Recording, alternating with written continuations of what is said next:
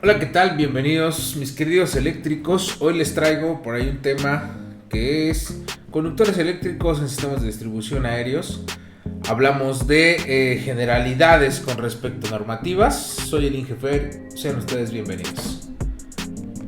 Y bueno, primero tenemos que saber que un conductor eléctrico es un dispositivo eléctrico, le vamos a etiquetar como dispositivo eléctrico que sirve para conducir electricidad de un punto a otro.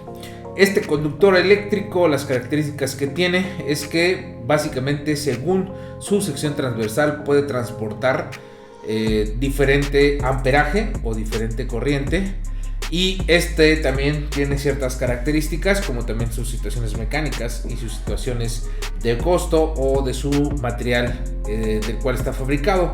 Algunos pueden ser de aluminio, algunos pueden ser de cobre, algunos pueden ser de diferentes tipos de aleaciones.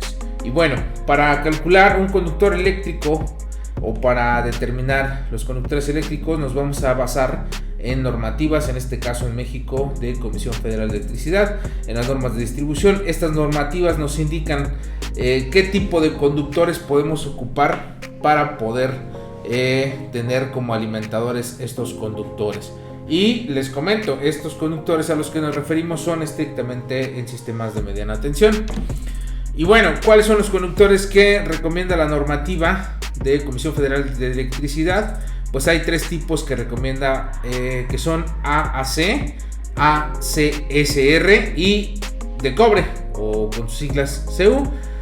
Los primeros conductores, que es el AAC, es básicamente un conductor de aluminio o de aleación de aluminio, y este se emplea para áreas urbanas y de contaminación. Eso quiere decir que una área más severa en condiciones. Su calibre mínimo permitido es 3 ceros según la norma, y el siguiente conductor es ACSR, que es un conductor que tiene aleaciones en aluminio y con una arma de acero.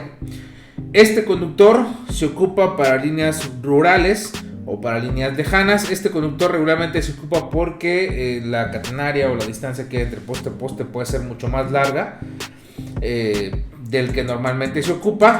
Por eso tiene un alma de acero. Esta alma de acero permite que su tensión mecánica sea mucho mayor a la de otros conductores. Y según la norma de Comisión Federal de Electricidad, el calibre mínimo de este conductor es un 0. Eso quiere decir que si nosotros hacemos un cálculo y el calibre resulta un poco más pequeño de un calibre 0, pues tendremos que ocupar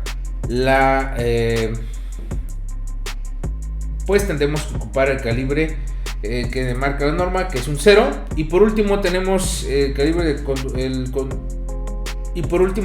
conductor de cobre. Este conductor nos dice la norma que lo debemos de ocupar simplemente cuando se justifique el precio y también su utilidad. Eso quiere decir que si en un proyecto eléctrico determinamos que en cierto tramo o en cierto lugar se necesita conductor de cobre, se tiene que justificar para poder utilizarlo. Debido a que pues el conductor de cobre tal vez es mucho más eficiente en cuestión de apacidad o cuestión de conductor de voltaje, pero también tiene sus características mecánicas un poco menores a las otras, además de que es más propenso al robo. Regularmente cuando nos encontramos en un país donde pues la delincuencia es muy alta, los conductores son robados a diestra y siniestra. Por lo tanto, pues solamente que se justifique técnicamente y económicamente se podrá utilizar cobre. El calibre mínimo que permite, por sus características de ampacidad, pues es el calibre número 2. Y bueno, la determinación de esos calibres mínimos se determinan base a lo que regularmente calculamos. Si lo podemos decir burdamente, lo podemos calcular como si fuera también un conductor normal. Nosotros vamos a tener un voltaje aplicado o una tensión aplicada. Vamos a tener una carga eléctrica, que es esa carga, que es todo lo que vamos a alimentar. Un fraccionamiento, 2 transformadores, 3 transformadores, lo que se tenga que alimentar, esa es la carga que vamos a ocupar. Y aquí se consideran otras situaciones como pues la misma resistencia del conductor. Dependiendo del conductor va a tener cierta resistencia. Y el otro factor que tenemos que tener en cuenta es la distancia. Hay dos formas de determinar este tipo de de calibre, que uno es por ampacidad o capacidad de conducción. Eso quiere decir que vamos a tener que calcular cuántos amperes necesitamos transportar hacia la carga. Y también el otro modo de cálculo es el caída de tensión. Eso quiere decir que va a haber cierta caída de tensión y se regulariza según las normativas. Este tema de calibre, de la determinación completa, vamos a hacer un video completamente específico para calcular conductores de mediana tensión. En este caso se los quería mencionar porque son generalidades. Eso quiere decir que vamos a tener que primero entender las normativas básicas y después vamos a aprender a calcularlos, que va a ser por caída y por ampacidad. Eso quiere decir por capacidad de conducción y por las determinaciones de caída de tensión que podemos ser permisibles según las normativas existentes. Y bueno, vamos a ver la tabla de los calibres mínimos de los conductores y su capacidad de conducción en amperes. Y bueno, aquí tenemos una tabla donde menciona estos calibres mínimos, como les mencionaba. Si nosotros hablamos del primero, que es ACC, tenemos que el calibre mínimo permisible va a ser calibre 3 ceros.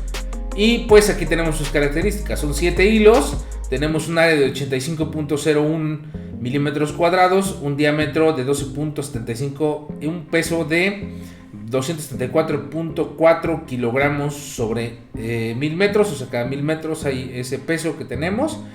Y hay dos datos importantes que son los que ocupamos regularmente para estos sistemas de distribución, que son la capacidad en amperes.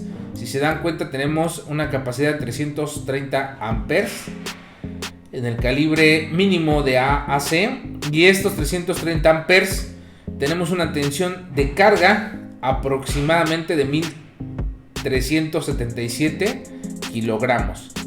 Hay una parte importante aquí sobre la equivalencia de conductividad, que es básicamente vamos a equiparar la conducción de un tipo de conductor, o sea, un material de conductor con otro material de conductor, y tenemos que el cobre 1 cero es equivalente al calibre mínimo de 3 ceros de AAC, o sea, prácticamente el cable de aluminio.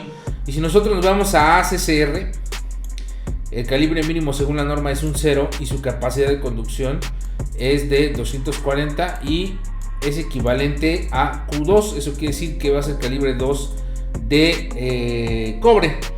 El material que más capacidad de conducción tiene obviamente es el cobre, y le sigue el ACCR, y por último es el AAC. Por eso en la determinación de las áreas en donde se aplica, pues el cobre se ocupa solamente cuando lo necesitemos. El material que más se ocupa en esta situación de la conducción es el ACCR, y por último en zonas ya un poquito más complicadas pues ocupamos el aluminio completamente. En esta norma también tenemos otras tablitas que por ahí se las voy a dejar en los comentarios del video. Esta tablita tiene las características de los conductores tanto de ACR como de aluminio completamente, y también de cobre. Estas características, ya hablamos de secciones transversales, número de hilos, la resistencia, que esta resistencia nos va a servir para calcular la caída de tensión en un sistema de distribución. Y bueno, mis queridos eléctricos, espero les haya funcionado este pequeño tema introductorio sobre conductores eléctricos.